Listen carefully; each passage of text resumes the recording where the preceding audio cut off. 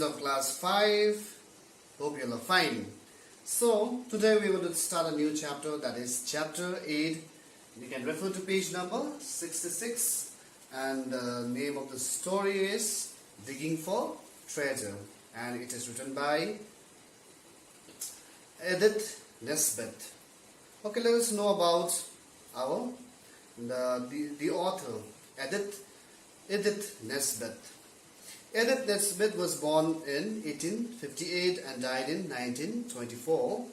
She was an English author and a poet who published her books for children under the name of E. Nesbit. And she is also known as the modern writer for the children, because she has written a number of books in which she has taken the characters, the ordinary characters.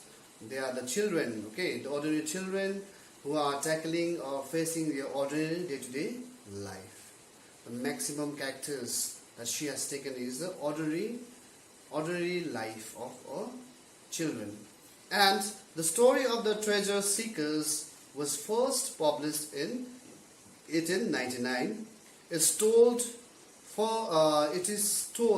from a child's point of view. And it has got a sequel that they are as The World Be Goods and the New Treasure Seekers. She wrote or collaborated on more than 60 books of fiction for children. Here the word fiction means that is something that is not real, something that is out of imagination. Okay, so this is the story. The Digging for Treasure is a story of a family. Is a story about a family of 6 children or 6 siblings. Their mother is not alive, and their father's business has failed. And the sad part is, the six siblings, they already have lost their mother, and the father business has just failed, and the father can no longer afford to send them to school, and he cannot afford to buy good food to feed them.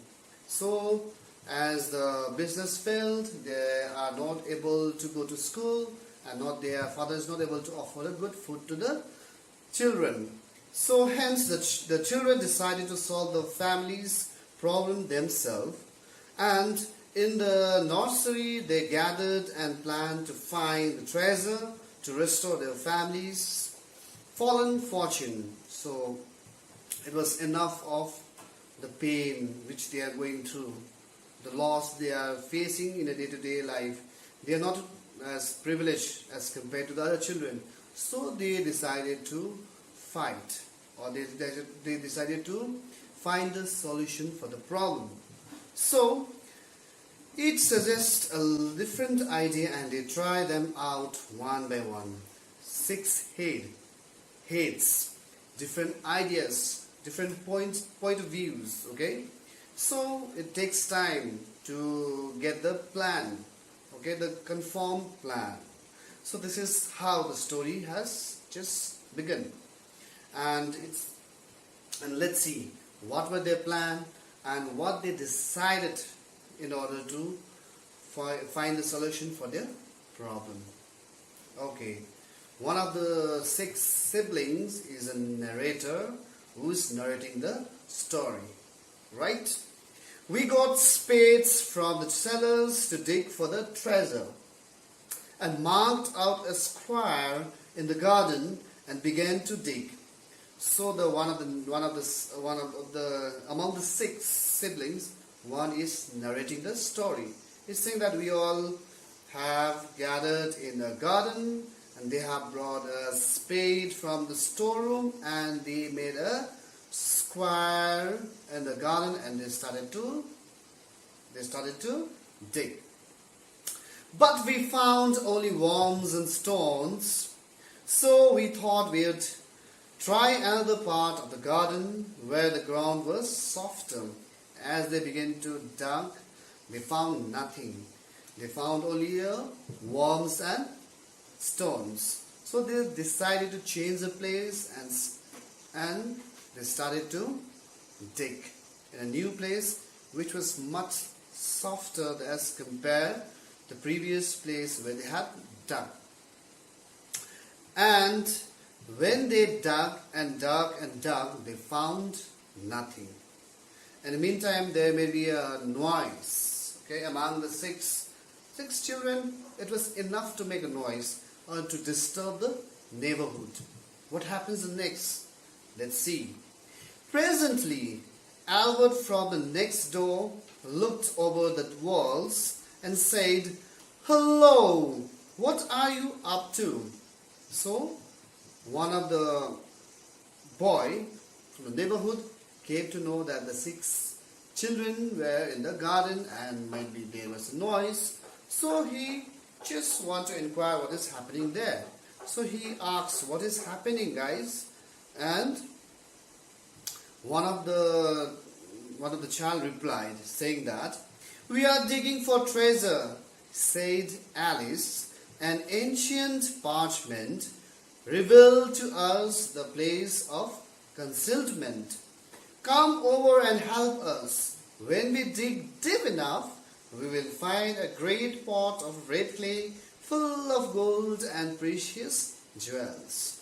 So finally, one name of one character we came to know, that is among the 6 siblings, one is that first character is Alice. She said that we are digging for treasure and we found a parchment and in which there is a concealment, and it is sure that it is written, it is a proof that we have a proof that if they dig it deep enough, so what happened? They will find a pot of a red clay full of gold and jewels. The meaning for the parchment here is a paper or a material containing of documents, and meaning for the concealment is place of hiding. So Alice revealed to Albert, saying that they found a parchment in which there is a concealment, showing that there is a treasure in the garden. So Albert, who has no imagination, sniggered and said, "Nonsense." So it was hard to believe. Even to us, it's not possible, no? So Albert did not believe to them. So he sniggered means to laugh at something or someone. Instead, he laughed and said, "Nonsense."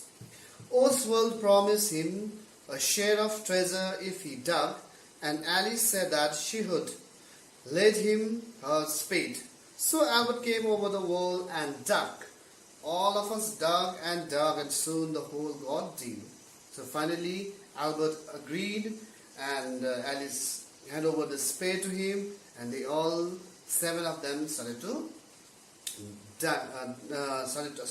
dig. "We all have to dig a tunnel to get to the treasure," said the Oswald, the second character, Oswald. Jumping in and digging to one side, we all took turns to dig except Albert, who was afraid to go in. So one of the smartest among them was Oswald. He said, "Instead of digging a tunnel, why don't we get in and start digging towards one of the side?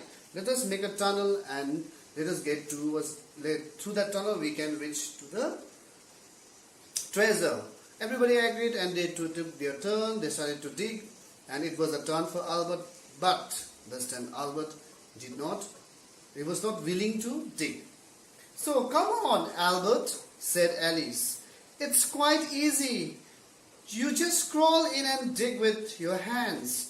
You won't notice that it's dark in the tunnel if you keep your eyes shut tight." So the children when they started to dig a tunnel, they were just doing it this way. They were closing their eyes and they were just digging the earth. So Albert was not willing, because obviously it would be a dark.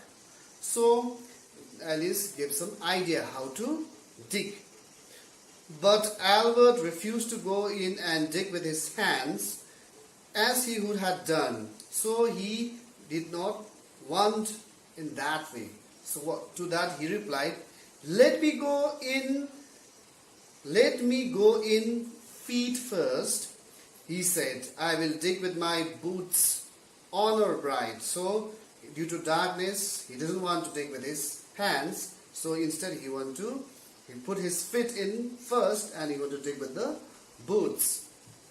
So we let him go in the feet first with only his head sticking out of the hole. All the rest of him was in the tunnel. Albert began to dig with his feet and we stood on the ground over him waiting. So as he started to dig with his boots, his only face was visible. So everybody was anxiously waiting for the treasure. Okay. All of a sudden the ground gave way and we tumbled together in a heap. So all of a sudden, whether it was an earthquake or some kind of a natural disaster, we don't know. But all of a sudden, the ground gave way means it collapsed. The place where they were standing got collapsed and everybody fell in the heap. And when we got up, there was a hollow where we had been standing. And the Albert was stuck quite fast because the roof of the tunnel had tumbled in on him. So before we were thinking whether it was an earthquake, okay, and whether it was a natural disaster, no, it was a place, okay, the earth collapsed where they were standing because just under this surface of the ground there was the very place where they were standing was the place where they dug the tunnel. Because there is no support of the earth, the place collapsed and everybody fell. And to their surprise, they saw Albert was covered with the earth, or was fully covered with the mud. Only his head was outside the.